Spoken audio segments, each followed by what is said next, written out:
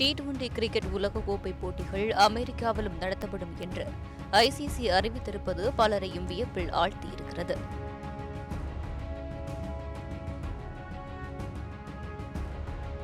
கோணம் 1.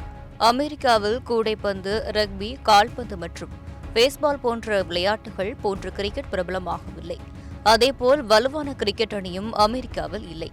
ஆனால் வியாபார நோக்கத்திற்காக அமெரிக்காவிலும் கிரிக்கெட்டை பரப்ப முயல்கிறார்கள். கோணம் 2. உலகில் கிரிக்கெட்டில் பிரபலமாக இருக்கும் நாடுகள் ஒலிம்பிக் போட்டிகளில் இடம்பெற்றிருக்கும் விளையாட்டுகளில் பதக்கங்களை பெற முடியாமல் பதக்கப்பட்டியலில் மிகவும் பின்தங்கி இருப்பதை அனைவரும் அறிவார்கள். கிரிக்கெட் பிரபலமாகாத அமெரிக்கா ஒலிம்பிக் பதக்கப்பட்டியலில் பெரும்பாலும் முதலிடம் பெற்று வந்தது. இனி மெல்ல மெல்ல அமெரிக்காவும் பின்னுக்கு தள்ளப்பட்டுவிடும் என்கிறார்கள்.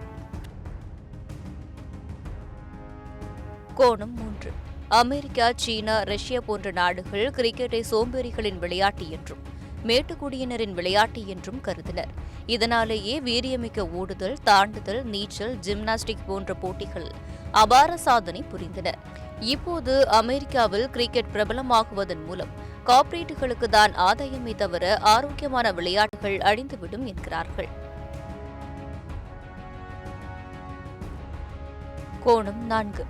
ஐசிசி அமைப்பு 2024 அமெரிக்கா மற்றும் மேற்கிந்திய தீவுகள் T20 உலகக்கோப்பை போட்டிகளை நடத்தும் என்று 2021 அறிவித்தபோது பலர் ஆச்சரியப்பட்டனர். ஏனெனில் அமெரிக்காவில் கிரிக்கெட் விளையாட்டுக்கு ஏற்ற வசதிகள் இல்லை. எனவே முழுக்க முழுக்க கிரிக்கெட்டை சந்தைப்படுத்தும் முயற்சியே இது என்கிறார்கள்.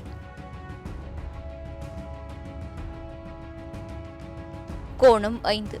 அமெரிக்காவில் குடியேறியுள்ள ஆசிரியர்களின் எண்ணிக்கை அதிகரித்துள்ளது. குறிப்பாக 40 லட்சம் இந்தியர்கள் வசிக்கிறார்கள். எனவே விளம்பரங்கள் மூலம் தங்கள் பொருட்களை எளிதாக சந்தைப்படுத்த முடியும் என்பதும் அமெரிக்காவில் உள்ள ஆசிய கிரிக்கெட் ரசிகர்களை உற்சாகப்படுத்தவும் அமெரிக்காவில் கிரிக்கெட் போட்டிகள் நடத்தப்படுவதாகவும் காரணங்கள் கூறப்படுகின்றன.